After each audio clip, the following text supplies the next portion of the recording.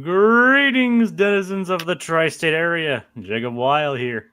And Blue Dragon 5. And Dragon, I know we're gonna do today.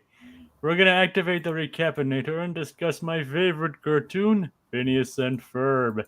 That's right, now the 15th anniversary and in preparation for the upcoming revival, I'm guiding Blue Dragon 5 here through the series, experiencing his reactions, watching it for the first time, and reliving my summer memories through the years. Today's episodes are Operation Crumb Cake and Mandice. Alright, so first up we have Isabella needs to chase down a letter she wrote. What are your thoughts on Operation Crumb Cake? Its premise is very familiar, Yeah, which probably. is something I can kind of say for both of these episodes this week. you'll have to explain that one when we Yeah, get to it. but this one felt familiar in in a nostalgic way. It feels very, and it's pulling from other Pavmeyer products. I guess Pavmeyer and Swampy. I mean, I forget. I know Swampy worked on one of the two I'm about to mention. Hmm. Definitely some Hey Arnold and Rocko's Modern Life in this one. Yeah, I kind of imagined when you mentioned like the Dan and Swampy thing, I kind of did imagine Hey Arnold, even though technically Swampy didn't work on that one. Yeah. But he obviously they both worked on Rocko, so I did kind of think about that. Yeah. So There's a lot of Helga Blabs at all in this one. kind of like yeah. Did I, you? I know I, you never really got far, really at all, deep into Hey Arnold in terms of like watching all the episodes. But did you ever get to Helga Blabs at all in the few that you did see? I I don't think I did. I mean, Hmm. I know I got to her on the Helga on the couch. I did get there. Well, that's what I'm saying. You must have skipped around. It's a later episode. Or I, wait, do you remember you watched up to that point? I think I watched up to that point. That's what I'm saying. Then you would have had like pretty solid lineup because that's when they did like it's when we have like the digital cleanup on the episodes. That's pretty it's like the midway point. I mean, like I said, I mean, maybe my memory's just fuzzy on a lot of these. Then I guess it's possible, but yeah, then you would have seen Helga Blabs at all. But we'll I get mean, there momentarily. but yeah, but it's like I mean, I'm guessing I have. I probably have then. I mean, just again, a lot of this, some of this stuff just kind of fuzzy. Yep. I'm kind of having that right now myself. I've been watching through Duck Dodgers Yeah, on oh, Blu-ray. you've been mentioning that. Yeah, so I finished the first season. Oh, nice. By the way, the cool thing about the Blu-ray is that it's sectioned off a lot cleaner than the original DVD release. And I never had the DVDs. I'm just saying, based on the fact there's like 3 volumes of DVDs. How do you Blu-ray, mean? it's like one what? I'm just saying, how do you mean it's better sectioned off? Well, no, I mean like I can imagine. Most likely, the DVD release probably was like split up 13 episodes across 2 discs. All right. Where the Blu-ray, it's like one disc per. So basically, every season is basically split up between the discs. So it's like 3 discs. Oh, that's pretty neat. Most likely, again, with the advent of Blu-ray, you have a lot more room than you do on the DVDs. So I mean, yeah, obviously. yeah, of course, right now I'm paranoid as all get out because of the whole disc rot thing. So God, I am. Well, when did Warner Brothers release this Blu-ray? Well, no, all the Blu-rays are fine. It's the DVD, only the All right. DVDs have rot. I think because it's like a treatment thing between 06 and 08, which is killing me right now because now I'm paranoid about my animated stuff. I gotta see what needs replacing and what doesn't, but it's a whole rigmarole. Anyway, all I can tell you is that Freakazoid seems to be okay because that one never got a re-release. That's the one. That's the main one I'm worried about. But so far, everything seems fine. It wasn't released between 2006 2008. I think Freakazoid. That's the thing. I can't pin down the exact date, but it very likely would have probably been between 06 and 08. There's a very it might by some miracle maybe 09, but I highly doubt it. I think it was between 06 and 08. Regardless, So it might have been just right after the cutoff point. exactly. So I mean that is my hope, but I don't think I'm going to be that lucky. Regardless, so far so good. So maybe yeah, one day if ever it's a Blu-ray release, then it would definitely be covered. But we'll see how that goes. I hope for your sake. Yeah, so that'd be a bummer. I don't have. I don't know if I have any Warner Brothers DVDs from 2006 to 2008. I mean, Jacob, you probably do. I mean, do you have The Dark Knight? It's probably somewhere, but That's what I'm not with. saying, you know. I mean, I'm looking at my movie cabinet right now. I mean, I have Superman Returns. Yeah, that I would. You might want to check that. They also have like the first two Superman movies on DVD. I don't know when they were released. Well, that's the thing, Jacob. It depends on if they're if they're on DVD and if they are if they were like re-releases or not. Like if they were released like when people do like movie collections and stuff like. I don't know. I bought them when Blockbuster was going out of business.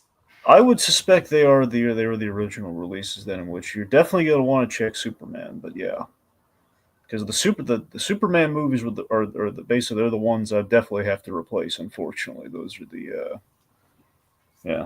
The only other thing I can think of that would probably be my Lord of the Rings movies, but I don't know when those were released either. Anyway, let's my point. I know. With Duck Dodgers. So in rewatching them, basically season one, I knew like the back of my hand. I remembered season one very well. Okay, because I definitely remember like watching like kind of the Toonami era. Did you get the Fud episode? And that's a lot. There are a lot of fun episodes. I said Fudd, Fudd. Oh yeah. So that's my next point. So. Yeah, that's in season 2, which I'm in season 2 right now. That's the this is kind of a lot of fun surprises. I don't know if I may have seen Fudd, but everything else has been just completely like there's a good chance I only watched season 1 of Duck Dodgers, so everything else is kind of gravy at this point. So I think I remember mentioning it before, and maybe either this show or another podcast. You've mentioned Fudd before, I think maybe one time before. So he's basically like this mind controlling alien kind of thing, like based off the Flood from the Halo franchise, who basically brainwashes everyone in an attempt to invade the sun. Oh yeah. Basically, the plan is dangerous because it's also extremely stupid. Exactly. It is nightmare fuel seeing the Martian Queen like doing the Elmer Fudd. Yep. But yeah, so I've been usually not a bad-looking lady, but oh my god, she's gorgeous. Otherwise, and it helps that she's voiced by Nani. But yes, Tia Carrere. Yes, the wonderful Tia Carrere. Yeah. Oh yeah, so it's been quite a treat. Who also has a upcoming cameo in the upcoming Lilo and Stitch movie. Well, I would certainly hope so. I wonder if they're going to make her Hakasawa. I'm butchering her name right now. Hasagawa? Yeah, that's it. Hasagawa, yeah. Yeah, I don't know.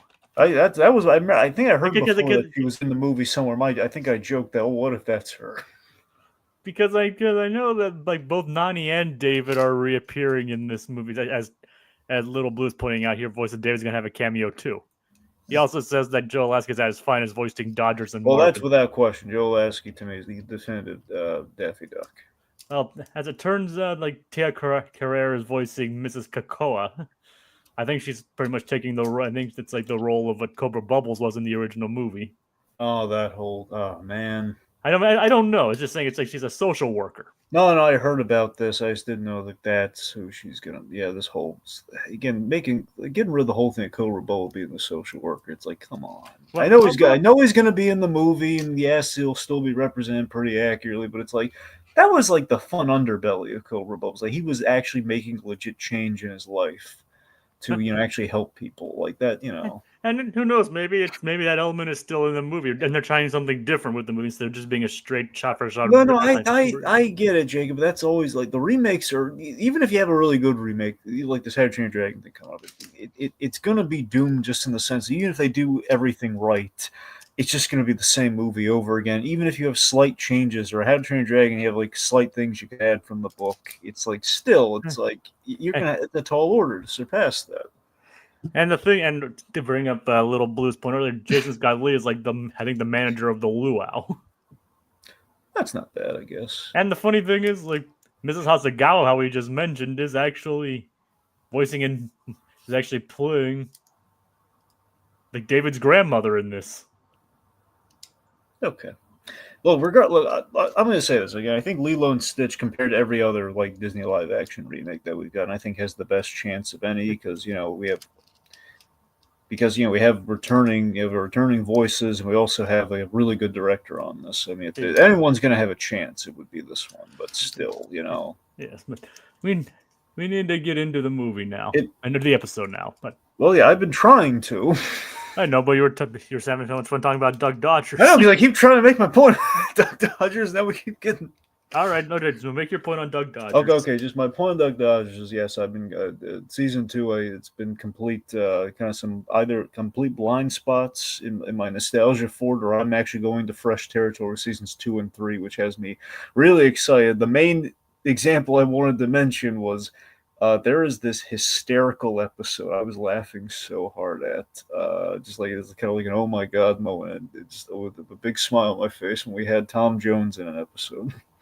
Yeah, I remember that one where Doug Dodgers takes his voice and sings "It's Not Unusual." Yes, and because I knew there was gonna be. I know there's an episode. I saw the clip where the Martian Queen sang. I always knew we had that, but I forgot what the context was. And she sings "Blues in the Night." Yeah, so the fact that was like this talent show thing, and the fact that we actually swapped Daffy's voice with Tom Jones, who does the opening theme song. Doug Dodgers. Yep, love it. Okay, so on to this episode. Yes, Isabella. 10 minutes in, Isabella is in the nursery home or the old people's home, visiting her grandmother and her friend.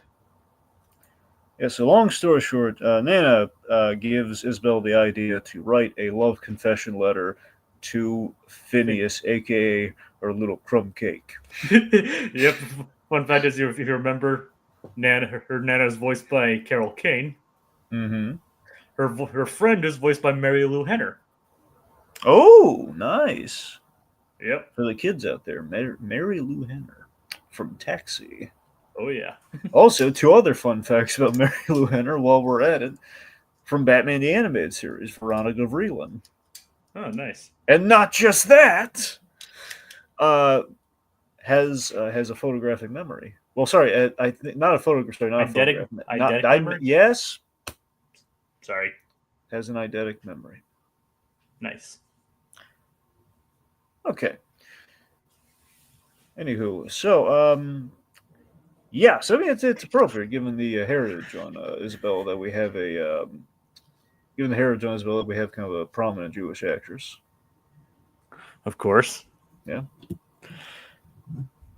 Anyway, so it's like she tells her about the old days where you would write a letter expressing your most heartfelt feelings, and then Isabella like writes it out immediately because she's been like plotting it out for years. Yep. But then she's like, it's like, so when you received it, did Grandpa just jump into your arms? Like, oh no, I never sent it. You're much bolder than I am. Isabella's like, oh boy. Okay, so a couple things here. Okay, so one, just Isabella's oh boy is just with the stressed out smile is priceless. Yep, she's just like that she's like screaming on the inside. Just hilarious. Okay, so a couple things here. So so basically it's like the therapeutic technique of like writing the angry letter. Only in this case, it's like the wish fulfillment letter. Like write the letter to the person you love, but don't send it, kind of thing. Exactly, obviously. Which of course reminds me a lot of the of an early Family Guy episode. Peter, you weren't supposed to mail those angry letters. Wait, we weren't supposed to send those? And then hey, I got a letter from Dad. Aw. Didn't he also like send it to someone else? Like it was like, did he send it to other people? No, Jacob. He just sent it to the family. He said each individual member of the family. Oh, we weren't supposed to send those. It was the episode. It was the. I'm trying to remember if that was the episode where Lois. I always conflate these two, but I'm pretty sure that's the episode where Lois, learns self-defense, and then they end up, going to therapy, and then it ends up being this thing because of the therapy. They wrote the letters and they got into a big fight at the end of it. Yep. I'm pretty sure that's it. Because remember, the episode transitions from between those plot lines too. That's what it is. I was kind of conflating like the episode like with the one where like the the Luke Perry episode or whatever. Hmm. You know, like like where like he like goes to war with like Meg's high school because he wrote a letter about him. So I write an article about him, or Peter Yeah. did. No, I remember like the whole Luke Perry is gay article. Yeah. Yep. And then Peter's like, he's trying to basically catch him being gay, or he's trying to like make it look like he's gay and have Brian take a picture. It's a whole Luke. I still I gotta admit, just for the sake of continuity, I love the nipple gag. Still is really funny to me. Just the fact that traditionally Peter, again, per his design, has no nipples, but for that one gag, nipple appears, and he basically uses the ice cube and he makes orange juice. Oh God. Oh God. Anyway, the point being, in the actual family episode, referencing, well, it's the whole like the angry, they all read the letters you're not supposed to send, so kind of somewhat similar. Anyway, so with the main comparison I'm trying to make that is actually relevant to the Pavmeyer connection here. Hey Arnold. Yes. So so Helga blabs it all. It's an episode of Hey Arnold early on, where it was in season 1 or 2, might be 2, could be 1. Where Helga basically she goes to the dentist and she has laughing gas, and the laughing gas makes her basically call up Arnold and leave basically leave a love confession voicemail.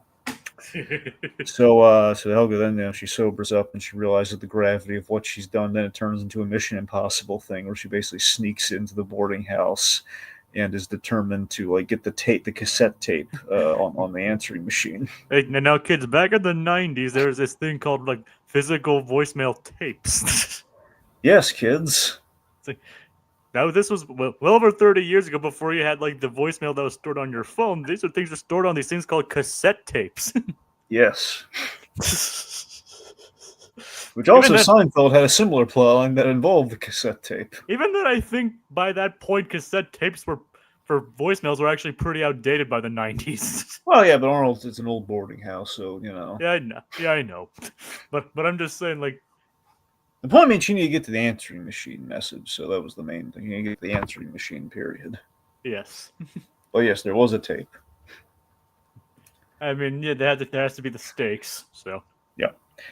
And I guess for the Rocko comparison, well, I'm going to say that when we get to the other component momentarily with the Fireside Girls. But keep going. All right, so it's like, so speaking of which, she's like, "It's okay, Isabella." It's actually the next scene is Linda and Lawrence with all the food takeout thingies. This I felt this is so relatable because we all store these things when we get them. Always have like the extra utensils and like the packets and everything because you don't want to throw those away. I have a whole Tupperware container in my fridge full of ketchup packets. I got drawers, well, not of ketchup packets because those are the ones I really don't need. But I have the, I got drawers and drawers full of plastic, fork and knives. I mean, like, and the thing is, I have a whole bunch of those, and I still buy ketchup bottles, and then I still buy ketchup bottles regardless. See, if you had the ingenuity, Jacob, or the time and patience, you would just have an empty ketchup bottle, and you would just like individually, you'd rip it open, and you'd fill it to the top. Imagine how fulfilled you'd be. It's like I did it. It took an hour, but I did it. You know what you could do?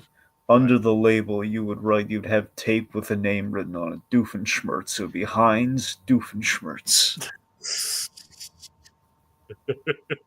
There's some Disney marketing for you. Could be a proof of concept. Some Heinz Doofenshmirtz brand ketchup. Yes. Hey, we have to use that somewhere, right, Dragon? Yep. It's like, so they're trying to get the idea. So the boys, along with this, getting the idea. Phineas has no idea what a spork is. What do you make of Phineas not even knowing what a spork is? I think he would be completely lost watching Toy Story 4. like it's a. I think yeah. It's like it's a fork with eyes. It's like, no, Phineas, he's a spork. It's like, what's a spork?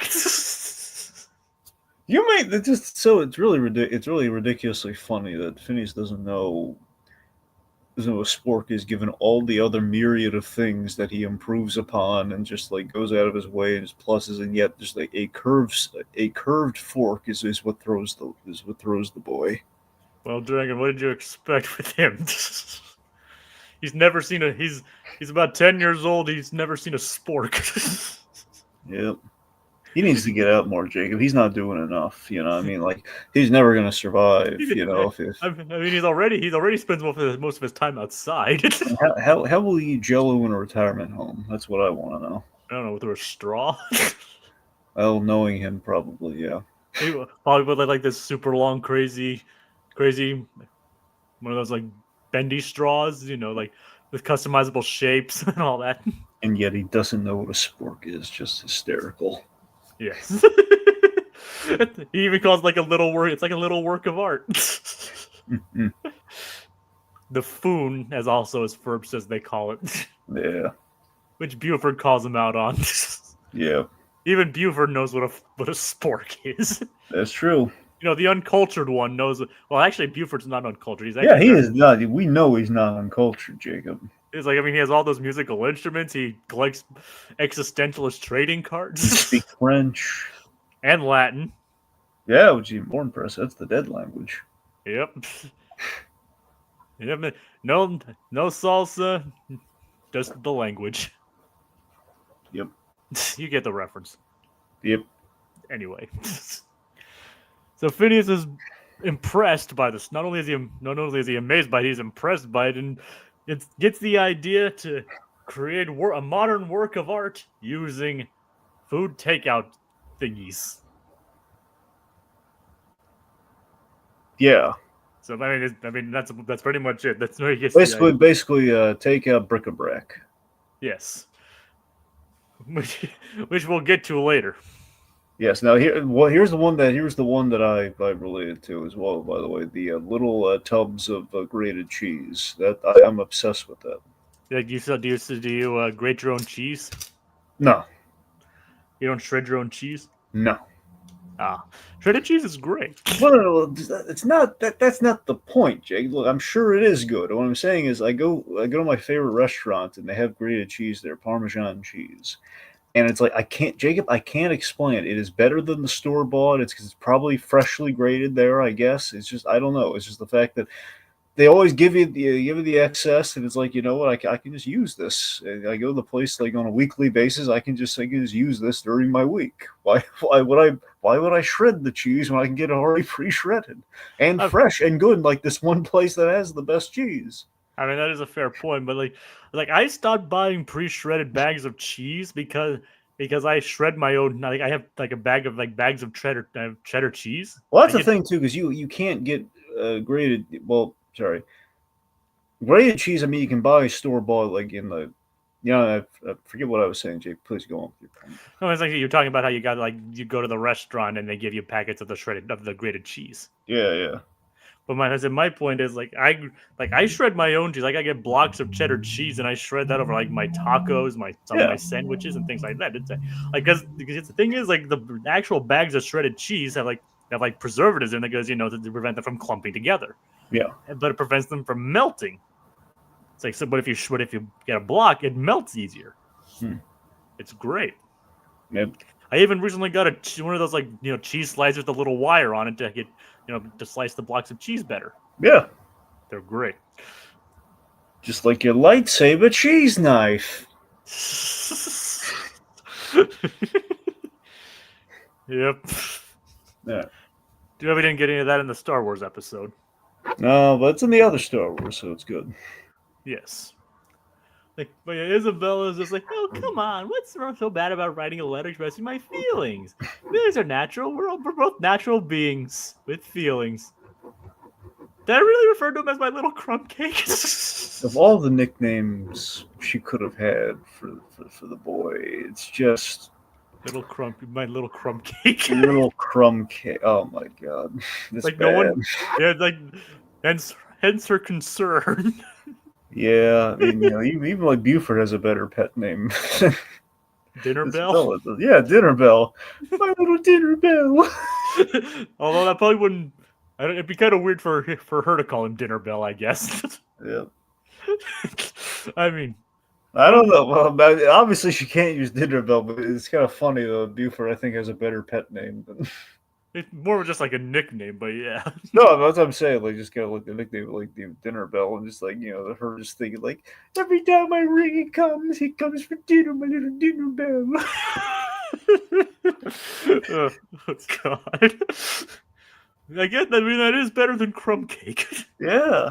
And what the heck, Crumb Cake? I mean, we've never even seen him eat Crumb Cake. No, well, maybe she just really likes Crumb Cake. Yeah, I guess, and I mean, remember, Dragon, she's been thinking of this for years. well, yeah, but evidently in all those years she couldn't think of a better pet name. Apparently not. Yeah. But apparently she either that or she acted without haste. Like, think about this, okay? Okay, very simple. Still in the food family. My little ice cream cone. I mean, there's the triangle. Or more conical, but Yeah, well, or slice of cake. I mean, slices of cake are cake slice, I guess. I don't think it quite rolls off the tongue, Jacob. I like where your head's at. I do like. I mean, it's still better than Crumb Cake. I'm getting there. Hold on, I have one for you. Okay. Yeah. My little love wedge. Love Wedge. That's a good one. Yep. Operation Love Wedge doesn't really have the same ring though. Well, to be fair, I think Buford might reserve that one. Yeah, Like, that's what his pet name for Baljeet is. or if it wasn't trademarked, she could call him his little Dorito. Oh god. I mean, seriously, I mean, the people like when my tortilla chip. I mean, seriously, people like refer to him like on like the scenes like you remember in like A Summer Belongs to You when he's like, get on the trike. Yeah. Like people are like, that's one angry Dorito. I mean, people refer to him as a Dorito. Well, yeah. It's like, so if it wasn't trademark, she could have called him that. Not as sweet though as Crumb Cake. Nope. I mean, look, Crumb Cake of all the pastries you could be named after, it's just not really the pointiest of. I mean, maybe she tried to go for sweet and like I don't mean my adorable toast point. That's probably worse than Crumb Cake. I just want to dip you in my love. Oh god. Just dip you in some strawberry jam. Oh god. This is getting out of hand, isn't it? Oh god, all right. I mean, maybe she should try to go for the whole, like sweet. I think she should have tried some focus testing with the Fireside Girls. That's what I think she should have done. Well, remember, she acted without haste.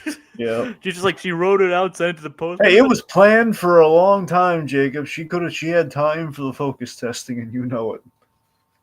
Yeah, maybe, but the whole sending the letter thing was kind of a spur of the moment thing. Well, true. I'm saying she didn't just pull Crumb Cake out of nowhere. Yeah, she could have like, okay, so should I call him my little Crumb Cake or? Yep. Like no, Isabella, you shouldn't.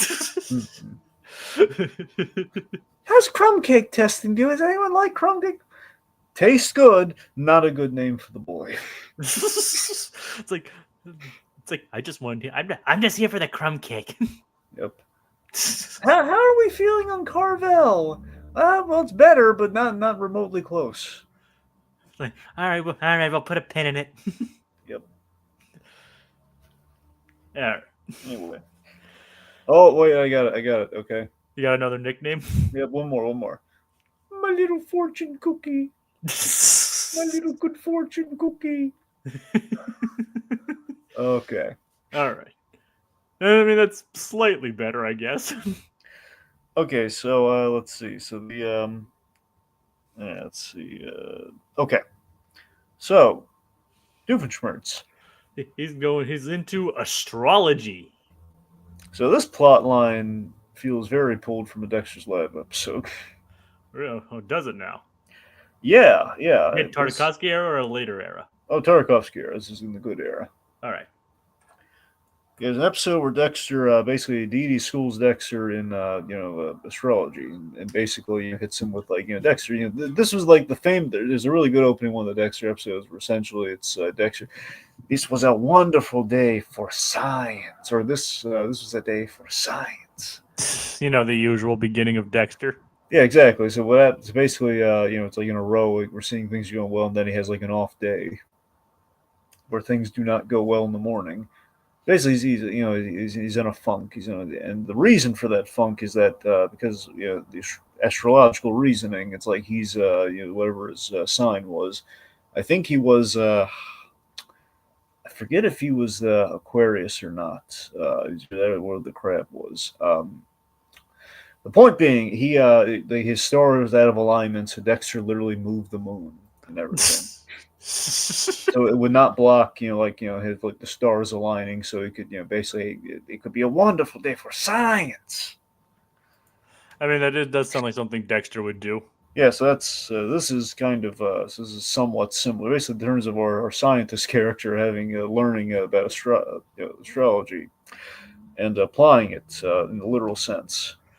Except it doesn't really come into play as much here as even Carl points out. Like, it's just mainly used for entertainment.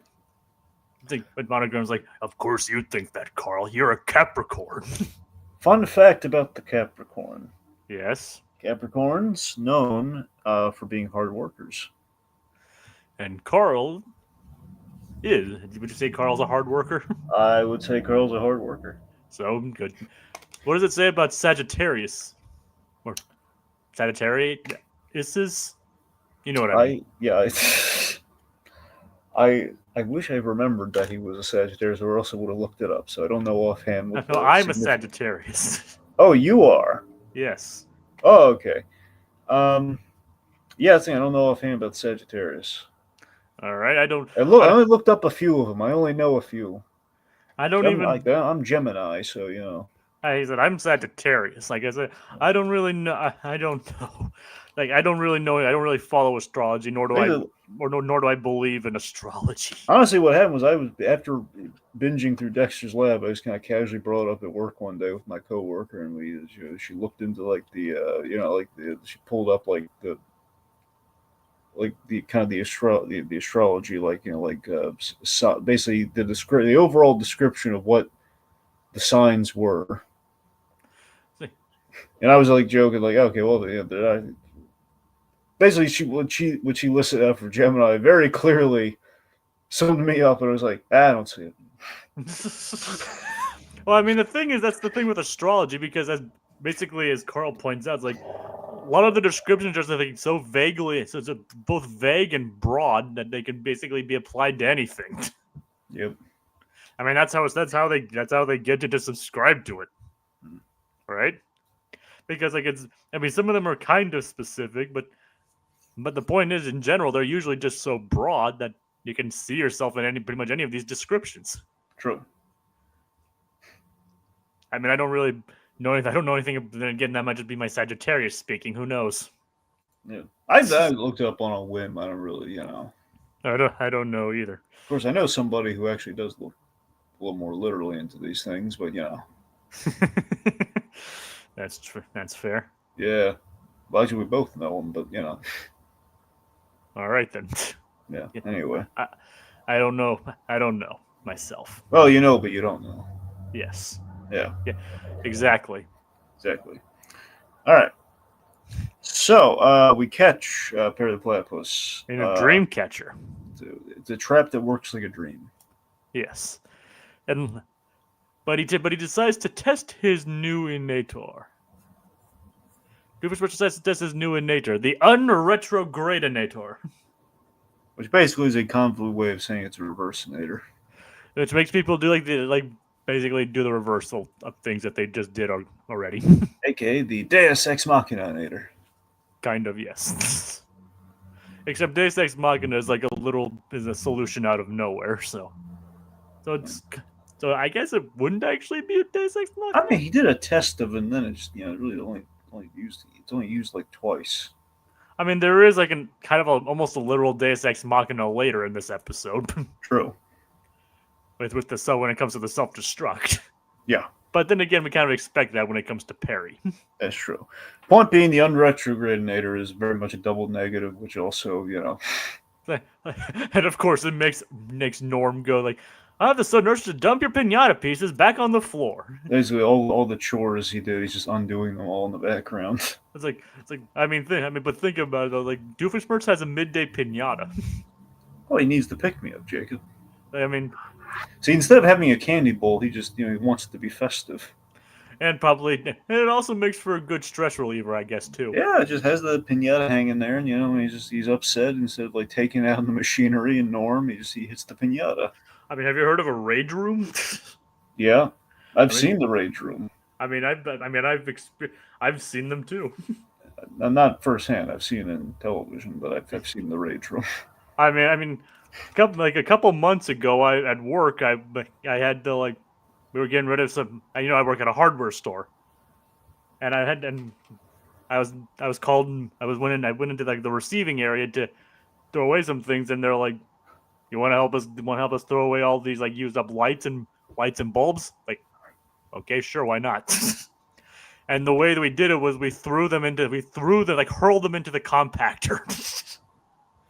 At the end, I was like, I kind of see why rage rooms are a thing. Because it was oddly cathartic. Does that make sense? Yep. But Norm is like, I'm going to put the giblets back into the chickens. God. It's like, but apparently he might have messed up and might have put them in the hamster. It's like, that poor hamster. Oh, the animal cruelty. But it's off screen, so it's fine.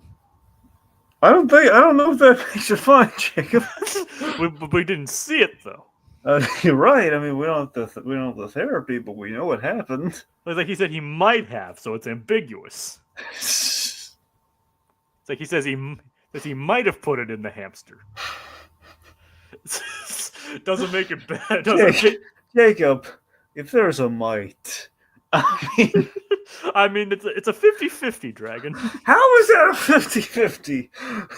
I don't know. Maybe he thought that a 50-50 is he may or may not put it back in the chicken. That's the 50-50. I mean, the 50% chance he put it in the chicken, and 50% that he put it in the hamster. No. It's 50-50 is like it did or didn't. Okay, 50. There's a whole nother fraction. Turns like, oh, I might have instead of putting it back in the chicken, which originally it wasn't. Those are the 50-50 odds. I put in this completely other thing. So it's like, oh god, he may or may not have violated a hamster.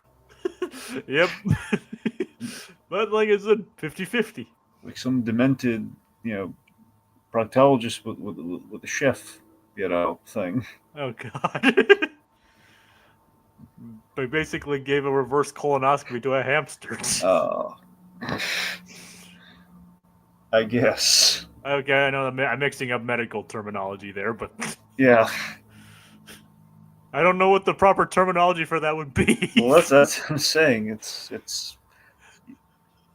yeah. Anyway, so let's just move on. It's a reverse visit to a proctologist. Let's just say that much. Instead of the removal, it's reverse proctology.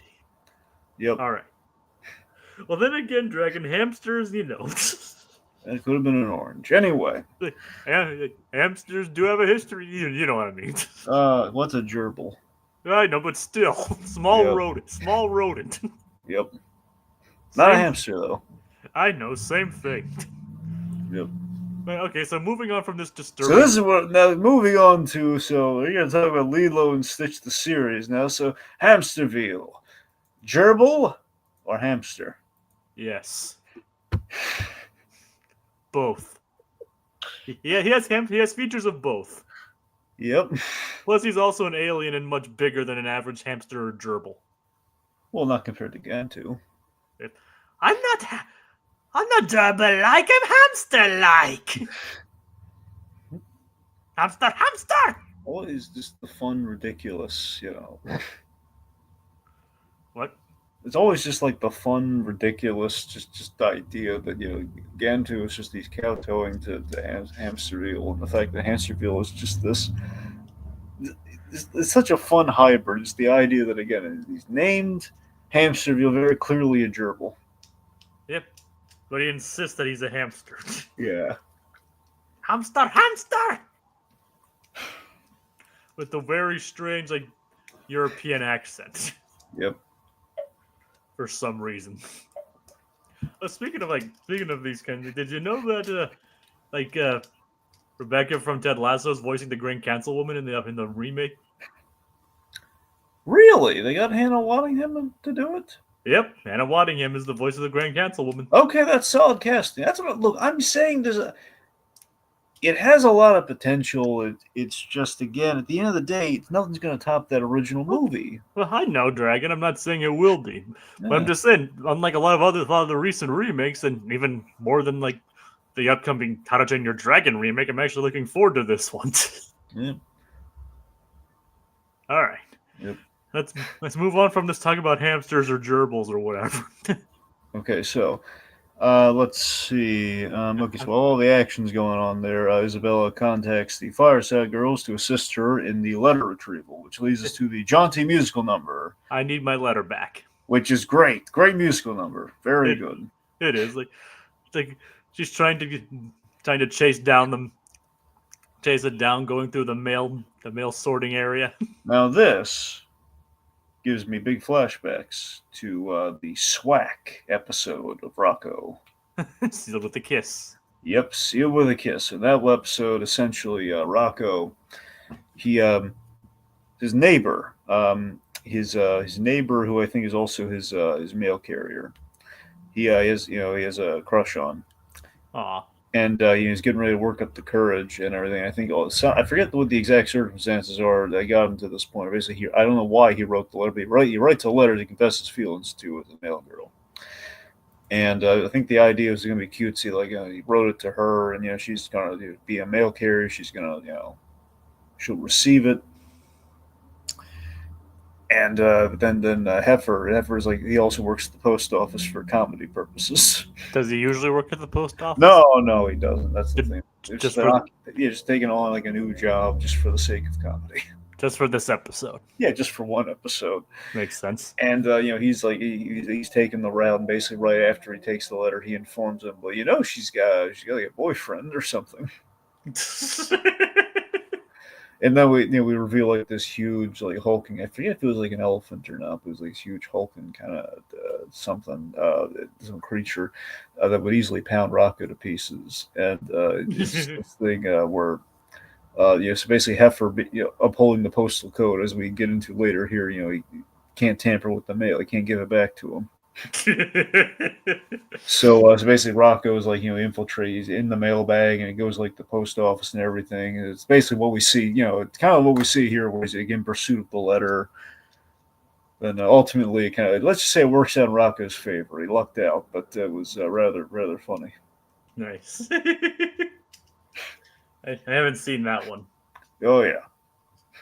Also, I think SWAC is paired with one of the best episodes of Rocko. I think it's SWAC and Magic Meatball. Magic Meatball? Easily one of my favorite episodes. I love the Magic Meatball episode. It's like in the top 5 of Rocko for me. God, I love the Magic Meatball episode. And you're right, it is paired with SWAC. I just looked. Yes, God, I love the Magic Meatball. You want to know something? You want to know something funny? You love the Magic Meatball too? No, not that. Oh. But I mean, I haven't seen that episode. Okay. Unfortunately, but the writer of the episode, SWAC, Martin Olson. Hey. So there's some connection to this show. Yeah. Like, unfortunately, I don't think he didn't come up with the idea for this episode, unfortunately, but he did do SWAC. All right. I'm just saying there's a connection. Oh yeah. I mean, there's a writer's room. He could have said, "Hey, what if we just did SWAC? I like it." And Dan Swampy were there too, so. Yep. But Sure, why not? I unfortunately, no one on this show worked on Magic Meatball. Sadly. Yes. Oh my god! Seriously, folks, if you ever check out Rocko, just definitely get to the Magic Meatball episode. Yeah. Turns to using a Magic 8-ball style meatball. Yes, absolutely. Yeah, so and Big Head, he rises up the corporate ladder by using the equivalent of a Magic 8-ball, but it's a Magic Meatball, and it's so funny. It is just literally all of these. He's filling out paperwork, which somehow works like a test or something, and basically just like shakes the magic. And funnily enough, it's an episode where Rocko's not even in. Yeah, I know, and then just make things even better. Okay, so it's whether Egg Big Head's actually just going crazy or not, I don't know, but I think the logic is he's probably just going crazy. The meatball becomes sentient. Oh god! Like I think if memory serves, like it's a regular meatball, like I mean, as regular a meatball 8-ball can be. Essentially works like that. No, then at a certain point, he kind of what? I'm seeing the video right now. He somehow getting married to the meatball. Yeah. So basically, what happens in Magic Meatball is it's like an actual 8-ball, and then but he gets like he's skyrocketing, and the way it works is like if you go literally up the ladder, like your office gets moved up like a giant elevator, like.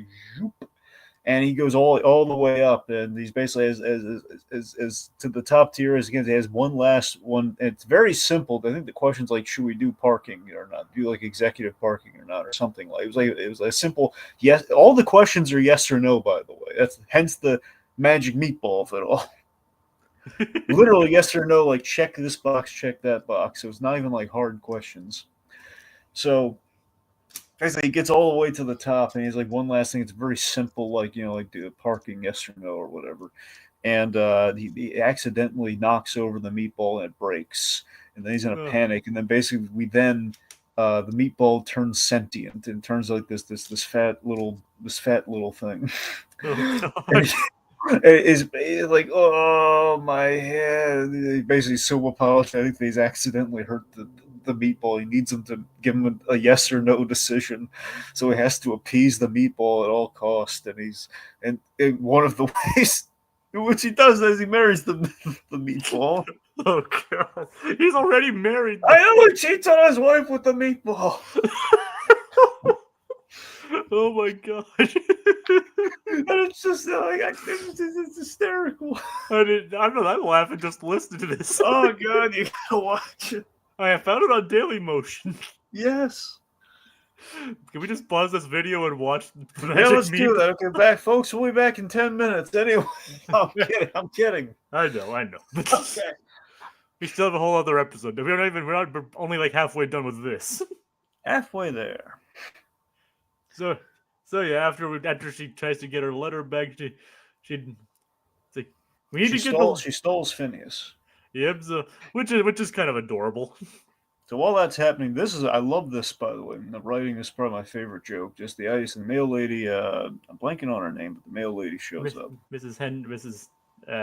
Let me see. It's I have it. Hendrickson or Henderson? I think it's Henderson. Ferguson.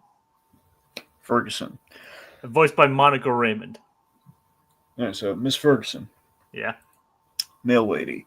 She basically she reaffirms the postal code as the girls say, like, can you give us that letter back, please? And she's like, oh no, I can't do that because basically the heifer answer from from Rocko. Like what happened? What about after you deliver? Then we tackle him and wrestle from his hands. What you do with the rest of your day is your business, girls. I mean, most reasonable people would probably say, like, you probably shouldn't tackle someone for their. Hey, it's not her concern. After that letter leaves her hand, it's in God's hands. It's like not my job. Exactly. So that's so I love that solution. It's like, oh my god, that's a very viable solution. So yeah, tackle Phineas to get the letter back. Yeah. So I mean, gritty reboot time, Jacob. Like, we're not going to do the bit.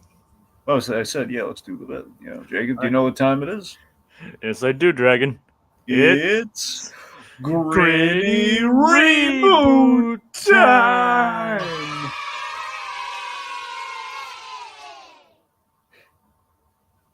All right. So, there we go. Wait, what do you mean? There we go. I mean, it stalled a little when I saw the crawl, change. Oh, that's weird. I put it up right. Well, Basically, I know you do. That's on my end. That's why I was a little, yeah. all right. But yeah, the girls are resorting to violence. Yeah, so Phineas just he's gonna come to like, oh hey, there's the letter. And the second like her hands off the letter, they all jump him. It's like, why? What did I do to deserve this? Give us the letter, but it's my new comic book. No, it's a letter. You stupid, you cone-headed peon. It's like what? It's like, well, he knew it was the letter. Yeah, he just asked if the comic book was there. Oh, okay. He's like, so. Well, he's got head trauma now, Jacob. Yep.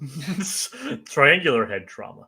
It's like, help me, sorry, kid, out of my purview. Is whistling a tune while she walks down to deliver mail to the next house, and just it's basically like that scene from Office Space, with like the rap music playing, we're destroying the photocopier. Yep, and Ferb's just looking on as Phineas gets pummeled by the girls. Yeah, well, no, Ferb's just holding the boombox. It's playing the Office Space rap song. Yep, or he's doing the rap himself.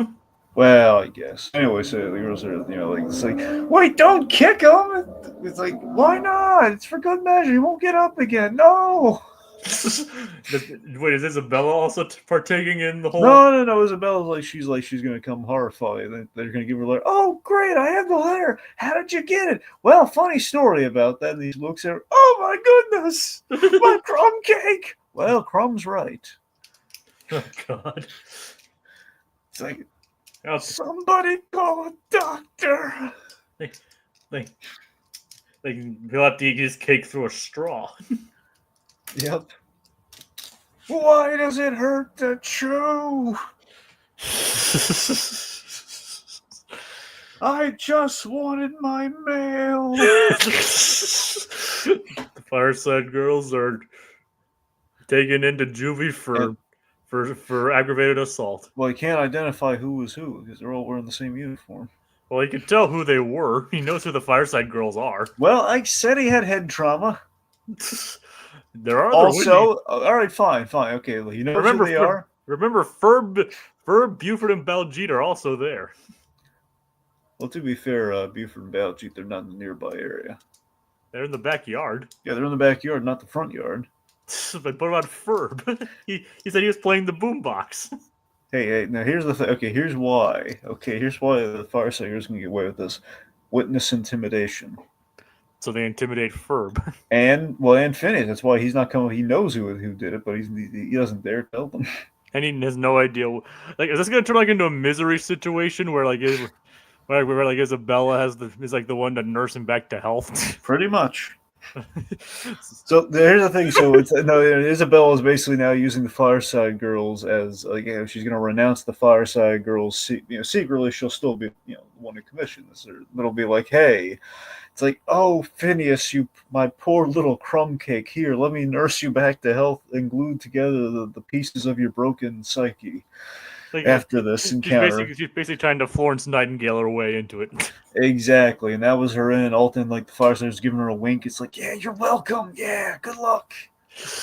As this happens, and Phineas is like, every time now Phineas goes out to the mail, be like, Isabel, you can do it. It's a few blocks. It's like a few steps. It's just to the block. It's like, why do I like? I'm so afraid. Can you hold my hand? Yes. Like he starts shaking every time he's near the box. Yep. I'm afraid of mail now. And like, how will I pay bills in the future? We're making there is like auto online pay. Well, not at this time. Oh, this episode was made in 2014. All right, I keep thinking it's made earlier. Yes. I'm sure it was even a thing back when the show was first produced. Like the show first aired in 2007. Well, see, in 07 though, I don't know how regular. I don't think it was as regular a thing as it was. I know, but I think it was available. All right, fine. Destroy all the holes in my ridiculous gritty reboot. Fine. It's like, I'm just trying to I'm not trying to ruin it. I'm just trying to, I'm like the editor. Like, I'm trying to fill in the gaps. Okay, anyway, the point being, Phineas is traumatized. Isabella has a meaningful relationship based on a very troubling deceit. Like I said, it's a cross between like Florence Nightingale and Kathy Bates. Yep. Well, what's her name in the movie again? Ah, God, I know that. I know this. It's crap. Annie I know. Wilkes. Yeah. Well, yeah. So it's basically Florence Nightingale meets Annie Wilkes. There you go. Except instead of inflicting the pain on him herself, she has someone else do it. That's the smart way of doing it. So that's not tied back. Yeah. All right. She gets away with it scot-free. Anyway, also I love the whole the nervous version of "What you doing? What you doing?" Like it's just her like in the way she's like, "Let's switch over here." like, and she also calls the sporks foons. Yep. And when Ferb goes all like Wile E. Coyote and like holds up a sign that has like the mail has an envelope. I love that joke. Yep. Of course, Ferb would be the one to alert him of the mail. Anyway, so okay, so the point being, they get the mail, and like Isabella's like she's preparing for the worst, and then do we have like kind of the Deus Ex inator happen? Yeah, where he gets hit with the inator, and then he and Mrs. Ferguson get hit with the inator. Like he hands the envelope back to her. Then he starts like walking backwards and undoing the giant creation that they made. Only for Isabella to have to worry about this whole thing tomorrow anyway. Yep. So, speaking of which, like, what did you think of Baljeet's recreation of the Blue Boy? Well, it seemed incredibly painful. It's like he should have thoughtfully recreated. I should have thoughtfully recreated an Iowa station. Sheesh. Like, he seemed really salty about it. Something I would have loved to have seen happen to season 1 Baljeet. Yeah, but not season 2 onward, Baljeet. No. You still have a thing for season 1 Baljeet, don't you? Yeah, season 1 Baljeet. He deserved the suffering. But not anymore. No, not anymore. Now he's fine. Hey. Nice. So Phineas undoes it with like the backwards version of the Quirky Worky song. Yep. And Norm like trying to unbrush his teeth somehow. Yep, that's when he snaps out of it. Like I just realized I may have put the giblets in the hamster. Which I don't even want to know. It's a war crime. Yes. It is against hamsters. Yeah. Especially considering one of Dan's later shows. Which just ended its second season. By the way. You know what I'm talking about, Dragon. Right? Yep. Hamster I think and Gretel. so. Hamster and Gretel. Yeah. Yeah. That's what I thought you were mentioning. I was wondering, wait, is there another show? Well, there are 3 shows. Like 2, like this and Milo Murphy were created with him and Swampy, but he just did Hamster and Gretel on his own. And there might get a 3rd season if the new season of Phineas goes well. And it spreads awareness to the other shows. So Disney's open to it. So, what do you think of the whole self-destruct thing in this one? They did something. I love the coin-operated self-destruct and the fact that it's a nickel. Yep. You know what that is? You know that's very similar to, right, Dragon? Well, the whole if I add a nickel for every time. Well, yeah, there is that. And he does pull it off literally out of his hat. But also remember, coin-operated self-destruct. Not one of my better ideas. Yes, SpongeBob. Now, did he come up with the original? You mean who? You mean like Dan Swab? Yeah. I don't think he wrote that one. And that's Imitation. Yeah, I know it's Imitation Crab. He wasn't the writer on Imitation Crabs. I don't think so. Oh, our non-sponsorship, real quick. Like no, I'm checking. Yep, it was not. Dan did not work on that. It was writers were Walt Dorn, Paul Tibbett, and Doug Lawrence. Okay, real quick. Yeah. People versus people versus food. They've added some new varieties to their food show. Yeah. They have this new version where I think it's smash it or pass it.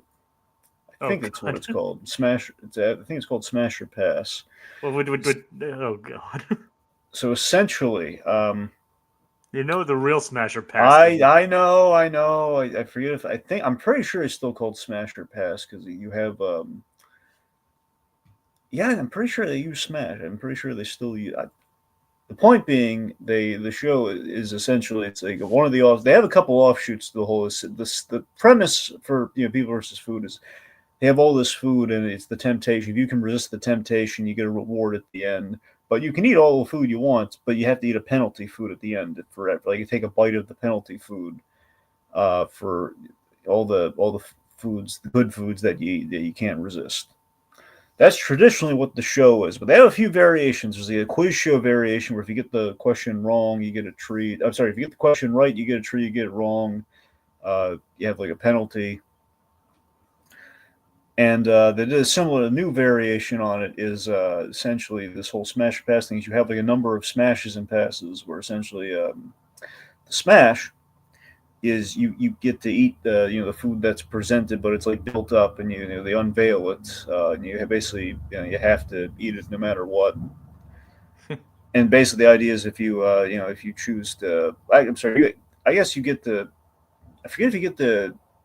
I just saw like the episode like yesterday or something like that, like a day or two ago. So I'm just trying to remember the specifics. But I think you unveil it, and you're if you say smash it, they describe the food to you, and you see the clip, so you kind of know what the food probably is going to be. You say yes, smash it. And they're gonna unveil it. You have to eat it, and it's always again. It's like that's not the punishment, but again, the idea is like there'll be like a ding. It'll be like the ding of a bell will basically signal okay. You have after eating this really good food, you're gonna have to eat the companion bad food that comes after it. Oh God. And that thing's what they did one for SpongeBob. And I watched the SpongeBob one, and it's not. Here's the thing: the penalty one is not necessarily always bad, but it's like it's less. It's basically one that you don't see coming that you're gonna have to eat no matter what. So that's the thing. It could be good, could be really bad, could be it's unparalleled. You don't know. Nice. Like for example, Jacob, they made all the SpongeBob foods flawlessly, and they had the Krabby Patty that's made constructed just like it was in the episode. And Jacob, Yeah. they have canned bread. I mean, they have it. Canned bread. Exactly. Oh, I'll tell you the rough one though was they served as one of the penalties. Basically, if you ate the Krabby Patty, you also had to eat chum from the chum bucket. Oh no. Yeah, one guy actually really liked it. That's what I'm saying. So it's not a, but again, it's like chum that's actually made like chum. So it's fish parts, man. Oh no. That's the thing. So that's what this new show has been just testing out is. But it's yeah. So watch People versus Food. Just see all the food of your childhood actually come to life. Like these are the live action remakes that I want, Jacob. That's what I want to see. Like who knows? We should reach out to them to see if they want to sponsor us or something. God, I wish. Like who knows? Who knows? Maybe in the near future. Anyway, it's like so yeah. Like Isabella breathes a sigh of relief. Doofenshmirtz's inventor gets destroyed with the coin-operated self-destruct. Yep. And it's like, we'll never know what's in that letter. No, I guess not. And neither will your little crumb cake. Millie. And then she just like whistles like, dang it, Millie. Yep.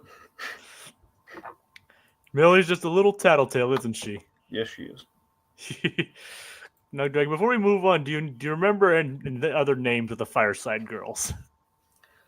Okay, let's see. I mean, you can use this image as reference. Okay, let's see. Okay, one of them is Gretchen, right? Yeah, Gretchen is the one in the top left, the one with the Yeah, that's what I thought. The one with the brown hair and the glasses. Yeah, I know that. That's Gretchen. Stacy's sister is the one that's next to Isabella there. Ginger. Ginger, and One of them's begins with the letter A. Addison Addison kept. is the one on the opposite side of Ginger. Yeah, yeah. Obviously, Millie is the one with the yellow bow and the Mhm. freckles. Yep. Wait a minute. I thought Addison was the one that is the blonde one that kept getting like oh, you said opposite. Wait, when you said opposite Ginger, you mean like across from Isabella? Yes, That because Ginger's on the Ginger's on the left or yeah, on the right. yeah. Addison's on the left Well, underneath that's the thing. Gretchen. I thought Addison was the blonde one who kept getting like kicked the crap out of during like the mountain, like the internal and the biosphere I one. mean, that is Addison. That is Addison, but that is the same character, but she's not blonde. The blonde one is Katie. Okay. All right. Okay. Wait. So Addison was blonde in that episode, though. No, she wasn't. She wasn't blonde. No, she's never been blonde. She's always been a brunette. Okay, I could have sworn. Okay, fine. All right. I still have the clip with all their names. Like, see. Okay. There you go. All right. Fair enough. Ginger, Addison, Holly, Katie, Millie, and Gretchen. All right. Anyway. Yeah. So that does it. That does it for that. And when we move on to Mandace, where Candace tries to find out what makes boys tick. So, what are your thoughts on this one? This was a clunker of an episode, Jacob. You didn't really like this one? I really did. Look, it was very generic, had a few good jokes, but sprinkled in there. But it was a clunker. Yeah, I don't really think this one's that great either. Plus, I mean, the other episode was like so good. This was such a downgrade in comparison. Yep. Definitely not one of my favorites. No, very bad Candace plot. And the Doofenshmirtz plot was alright. It was kind of funny. Well, yeah, that's what I'm saying. That's what the gags were, but Yeah, she's like we don't even really know what Phineas and Ferb are doing until like the very end. Because they're not the focus of the episode. Their plot is just like they're trying to make blueberry air. Basically, they're trying to do what Disney does. How's that?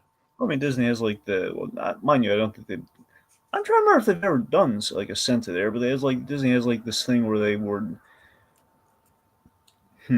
Sorry, Disney has like that anti-mosquito thing, this thing that they do.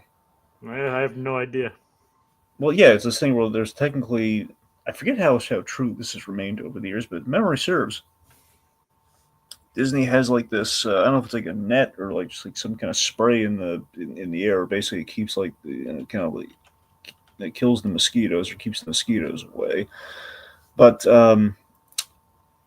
I don't know. I'm just saying, like, I remember, like, like in Phantasm, they have like the scented air and stuff. I could have sworn it was like there's like a thing that Disney had been like experimenting with, where you could actually like scent, like the mist or something. It's in the parks. That makes sense. So kind of scenting the air, so they're kind of chasing, kind of the Disney aspiration at least. I guess so. I can be completely off with that. I could be. It just feels like something Disney would try to do. It does. Although if they did like blueberry air, it probably would attract the mosquitoes. Right. I mean, I don't know. Anyway, so Mandice. Yep. So okay, so we have I love the how Perry's lair entrance gets stymied at every turn. That's a good joke. Yep, and he just ends up having to go down the stairs. That's fine. And then he's wasted all monograms time, so he's like, we're saving budget on the animation. We're just telling him while he's on the stairwell. Yeah, but it does give Monogram a new idea. Platypus in a staircase. Yes. I don't think it has the same staying power as Horse in a Bookcase. You don't know. It could be the Frasier-like spin-off of Horse in a Bookcase. You don't know. I mean, it very well could be, I guess. Okay, if not Frasier, then the bridge that gets us to Frasier, Wings. Did Wings come before Frasier? I think it did. All right, then that works too. Isn't like Kelsey Grammer like the only person to win like an Emmy for playing the same character across 3 different shows? Well, yeah, I don't know if he won an Emmy for Wings though, but yeah. And I think he won like an Emmy award for a guest star in that show. I mean, maybe. I mean, if so, then you're absolutely right. But yeah, the Because I know Ed Asner technically won an Emmy for playing like his character in Mary Tyler Moore's show and then his own spinoff. But yeah. I don't remember the name of the show, Well, that show. But well, but I think that like Kelsey Grammer holds the distinction also of like with playing the same character across 3 shows and winning an award in each of them. his show was basically named after his characters, Lou Grant. Oh, all right. That makes Kind of an odd pattern where it's like Lou Grant and Frasier, not really the most creative spin-off names, but but still very good shows. Oh, absolutely. Yeah, I mean, won like 4, like the Kells won like 4 or 5 Emmys for Frasier, almost back to back. Yep. He and David Hyde Pierce, who unfortunately doesn't come back for the revival. The idea is that he would have come back for a 3rd season, but sadly they did not get the 3rd season. It really feels like they should have, because that was a premise that you could maybe at most get 3 seasons out of, and I really feel they should have gotten 1 more season. So it is canceled then. I mean, it's very unlikely that it's coming back. Essentially, it's canceled. But there's always the hope that the network will pick it up, but it looks very doubtful. All right. But yep. So Platypus in a Staircase. Who knows? Maybe it will have the same staying power as Horse in a Bookcase. Yeah. I mean, that show lasted for 19 years. Well, yeah. But who knows? Or who knows? Maybe it'll be like one of those like thing. What is that one spinoff of like Happy Days that only lasted like that was like terrible? Like Joni Loves Chachi or something? I don't know if it was terrible, but yeah, there was Joni Loves Chachi. And like was not very well received. I swear to God, I don't know how well received Joni Loves Chachi was. I mean, I know it didn't last long, so I mean, it probably wasn't well received just based on that. So who knows? Maybe it could be one of those instead of a Frasier. There you go. Or maybe it was one of those, or maybe it could be like the original version of Police Squad, Well, that was the Police Squad was excellent. It was only 6 episodes for budgetary reasons. I mean, that's what I'm saying. I mean, that's what I'm saying. Like maybe it's just like one that misunderstood in its time. Yeah. Because Police Squad is great. Mm. I've seen all the original Police Squad. They're great, and also the Red Rock Ale commercials that they did for that. Have you seen those? No. It's like basically like Police Squad style beer commercials. Even has like all the characters from the TV show Police Squad, including Leslie Nielsen. It is kind of funny though that this is like the second week in a row when we've talked about beer commercials. Yep. You never know what to expect on this show, do you, Dragon? Yep. I don't have a problem. What is that again? Carl Weezer. I have a problem. You have a problem. I know that's not what he said, but I'm just adding to it. All right, so Platypus in a Staircase. Who knows how that'll go? Meanwhile, Candace is just like has no idea how. Like, I don't get boys. You think they're saying one thing, but then you don't know. Like, I mean, I hate her plot so much in this episode. Any particular reason why? It's just, okay. So she gets hit with the impersonator, which Inator's so nice. You named it twice. I love that. I like that part of it. I like the joke of the Inator. So it's just the idea of hologram or no, it's just doing like a thing where it's kind of doing like kind of a she's all that kind of parody with Candace or something along those lines. It's the idea of like it's not even like we're not doing any comedy setups really. It's just like it's like, hey, can Ashley Tisdale do kind of like a guy's voice and can we get some comedy mileage out of that? And it's just an effect of like everyone's at a character. It just feels like all of Candace is like kind of paranoid dating woes. This one just seems like she just wants to know if there's anything. It's like more of a curiosity than like a dread or her trying to find something directly out. Jeremy and the guys, they're doing a lot of gross out humor. Where look, I know it's not the most gross thing they could. I understand that. It just feels like And a lot of it's Just also belching and just not really just like. Plus, Jeremy never seemed like a football player too. It just all seems just really, I mean, well, we don't. Well, then again, we really don't know what Jeremy does in a lot of his spare time. So I mean, he does a lot of sports. I get it, but it's just like the first time they're playing football, and he just doesn't really feel like that much like a jock in that sense. Like I don't know, just like, and the thing is, like, it's kind of like a stereo. Like, one thing this show does very well is like it kind of avoids falling into stereotypes a lot. this episode did not adhere to that. No. So I didn't appreciate that. I think this is unflattering portrayal of Jeremy, and I think they really crossed the line there. I mean, there are worse things that they obviously could have done. But... That's true. I mean, look, it's not the end of the world, but it's just I'm saying comparatively, this is a very weak episode. Yeah, like I said, like of all like the stereotypes, I mean, they could have done a bit worse. Yeah. But hey, they're teenage boys. They're gross. Isn't that funny? They like football. They're gross. They belch. Yeah. Isn't that funny, guys? I mean, just point in the other direction, that wouldn't be seen as funny, would it? Mm. I mean, heck, even just Jeremy, just two girls talking about teenage boys, is also kind of stereotypical if you think about it. Oh yeah. So, not knowing how, like, so, again, I don't know. Anyway, I wasn't really too fond of them. Not really too fond of this episode either. yeah. I mean, well, let's talk about the positive side of this episode. Well, I mean, we have the holographic fight between Doofenshmirtz and Perry the Platypus. Now, again, I like the fact that we question the logistics of the fight mid battle, but just like how can Perry the Platypus, I mean, considering with the Candace, it's just like she doesn't like physically become the boy or anything like that. She like if you touch her air, touch the air around her, the hologram becomes all staticky. But then Perry is able to become a gorilla for some reason.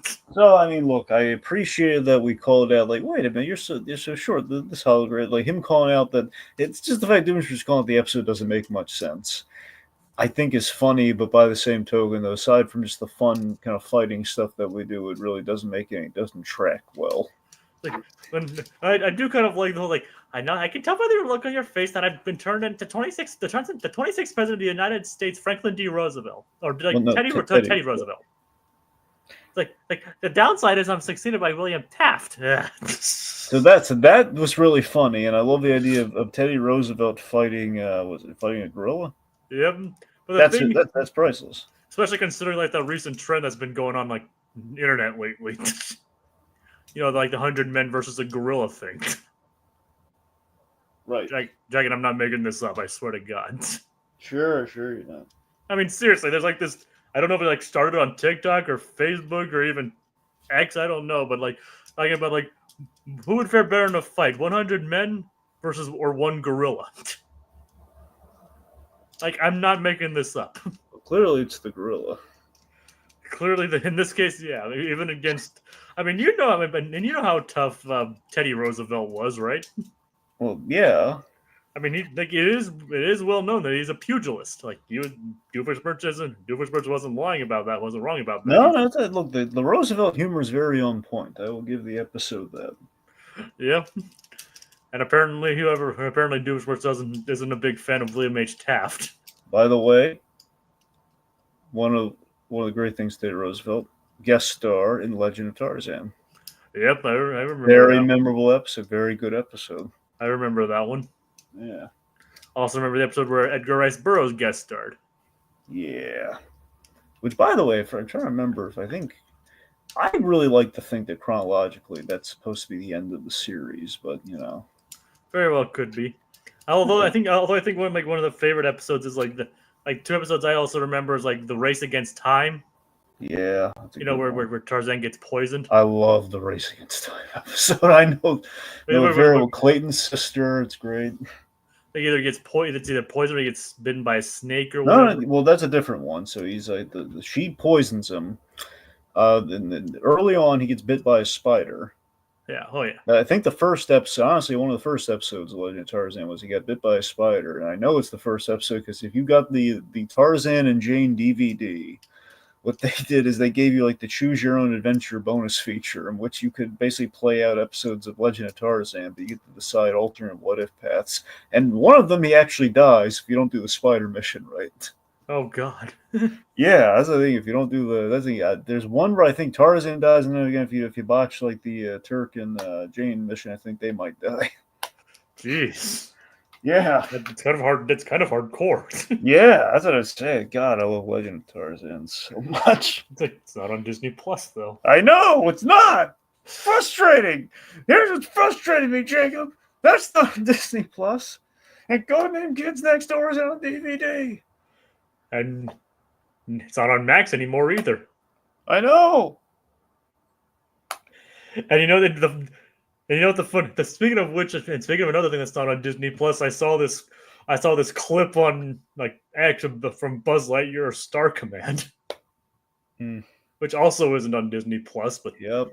But it's the point where Buzz was talking about his ex. Oh yeah, that's a great. That's in the booster. Booster has a crush on somebody, and Buzz kind of like goes on a rant, just talking about how his ex-girlfriend, or I don't think it was his ex-wife, his ex-girlfriend cheated on him.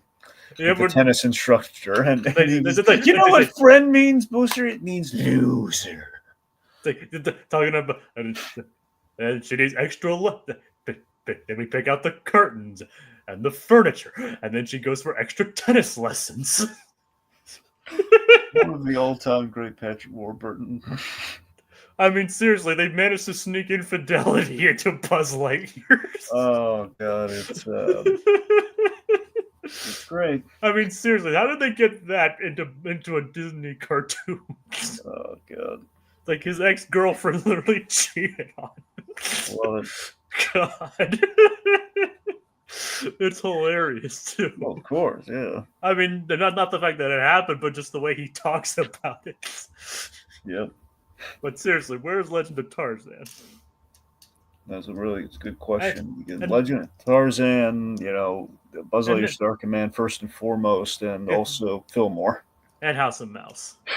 No, you're right. There's really look. I know like someone's trying to make the argument like, well, maybe some Disney properties don't have rights to him, whatever. It's ridiculous that House of Mouse isn't on there.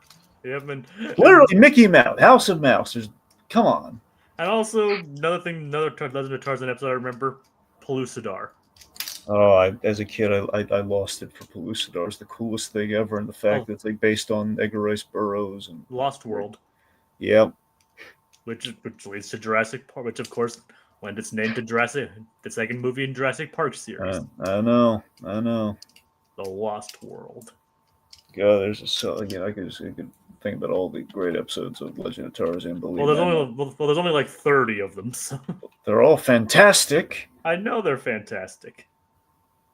Heck, and I remember watching them when I was a kid. They were great, and I've even seen like some of them recently. They hold up. I met Dave Bullock, and he directed and boarded some of the Legend of Tarzan, including the not the original. Okay. I was mistaken. The Lost World was Sir Arthur Conan Doyle, not Edgar Rice Burroughs. Yeah, I was wondering. Well, there's something that borrows Journey to the. I don't know if it's Journey to the Center of the Earth. Something borrows a lot from Edgar Rice Burroughs telling the Pellucidar story. I'm trying to remember. I mean, Pellucidar is definitely Edgar Rice Burroughs. Yeah, no, I know that. I'm saying, like, yeah, you're throwing, like, Lost World. I mean, I was wondering, wait a minute, did they pull that from... Anyway. So, there is a story in which Burroughs actually Tarzan did visit there. Yeah. Visit Pellucidar. That's what I mean. They adapted it for the show. All right. I guess I didn't know if they just did it because no, they adapted it from the book. All right, that I didn't know. Oh yeah, that was what's really cool about it. Tarzan at the Earth's Core, as it's called. Yeah. Seriously, I love that episode. But I remember I actually met the guy who I believe boarded and maybe directed, or at least directed a few sequences in the second Two Blood episode, the Revenge of Two Blood epised. With Keith David as Two Blood. Yeah, it was a really good episode too, where Tarzan basically, it's not. I'm trying to remember. Like we had John O'Hurley, so Phineas and Ferb connect, See, He played there's a connection. There's a connection to this show. We had these diamond smuggler guys. They were looking for diamonds in Africa the first time they introduced, and then because basically Tarzan wanted to give Jane a diamond ring, so that's why he kind of went along with it. Then he kind of realized, these guys are going to use dynamite to get the diamonds, and it won't even let Tarzan just keep one diamond. So selfish. Just like all these diamonds, all he just wanted was one for his wife. Anyway, point being, these guys came back, and I'm blanking on this guy. I know Hugo and Hoof are like the wonderful Bing Crosby and Bob Hope parodies in Tarzan, but that's not these guys. These guys, it's another duo. At Mercus, it's something in Mercus, because Mercus was kind of like the shorter Jim Cummings, kind of toady kid. It basically was John Hurley is the tall, kind of dashing one. We had like Jim Cummings is kind of the shorter, kind of looks like the one of Bane's three lackeys from Nightfall. I think Zombie was his. No, not Zombie. Wait, was it Zombie? Anyway, I'm blanking on like Bane's kind of cronies. He had Bird, Zombie, and there was another one. I think the third one's the guy I'm thinking of.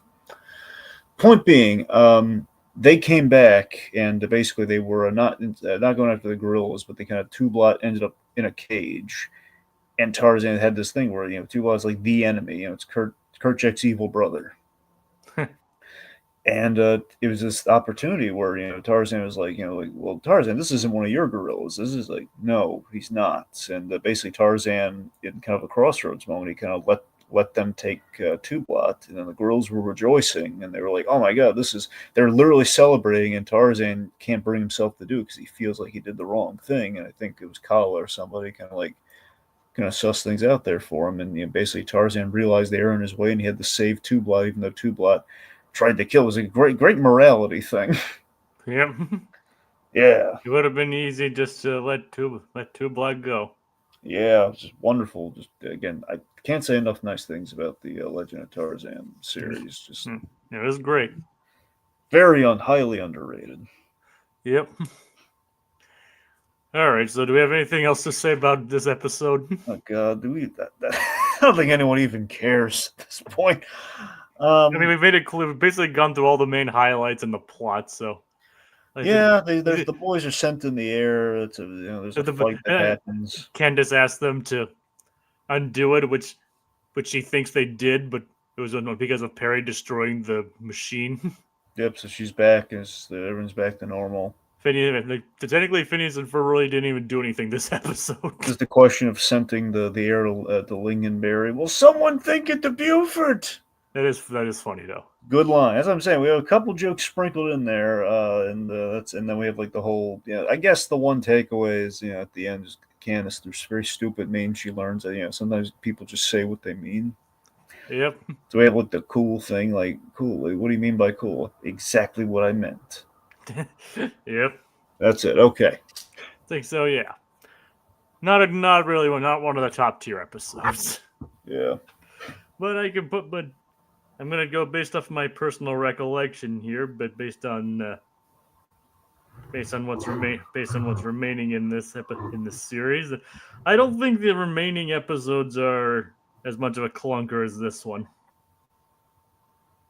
Yeah. I mean, we only have like a couple more mainline episodes before we get into this stream of hour-long episodes.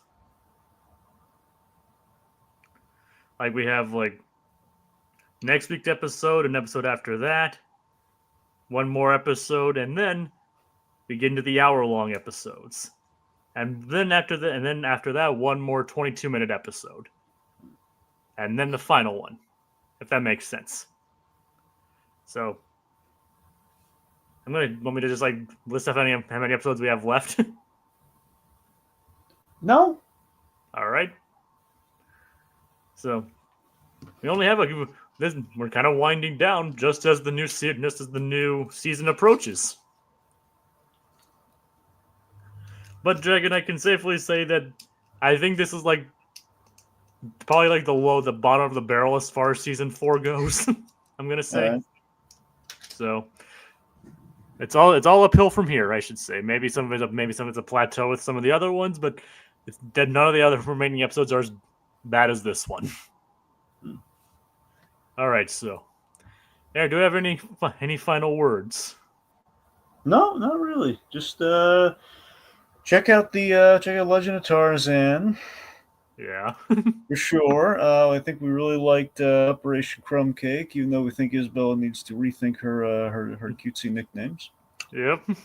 And again, of all the Legend of Tarzan episodes, probably the best ones. Again, Pellucidar and the Clayton's sister.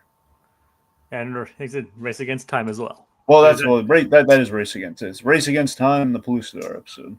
Oh, all right. Those are the top two, folks. Give those a watch. The Race Against Time. Seriously, that one actually might be the best episode of Legend. I'm sure there's a number of really good ones on the spot here. Just trying to think of like all. Wait, Race Against Time is the one with the venomous spider. Oh wait, that's the one with the spider. Yes. Oh well, that's a good one. I mean, the one with Clayton's sister is the one I'm thinking. It's a very similar premises, only that one's the Clayton's sister is frankly better. That's the one. That's the one you gotta. That and Pellucidar are the top tier. Gauntlet of Vengeance. There you go. Gauntlet of Vengeance. That's the one for the kids. That's the one with Clayton's sister. Yes, that's the great revenge story. Oh my god, I love that episode. All right. Essentially, it's like a sequel to Tar. That's why it's like the closest we get to like an actual full-on sequel. It is pretty good. Yeah. Man, that episode, the series got pretty hardcore sometimes, didn't it? It did, yes. I mean, we killed Tarzan once in the show. Man, this should briefly, but he pretty much died. It's